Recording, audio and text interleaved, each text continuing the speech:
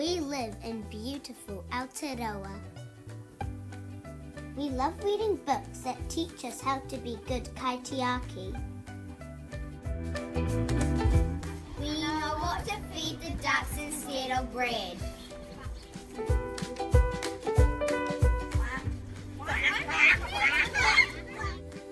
We can tell our karoro from our tarapunga.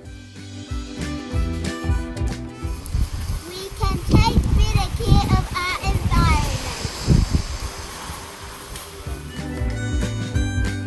We know how to help a bird out of our house.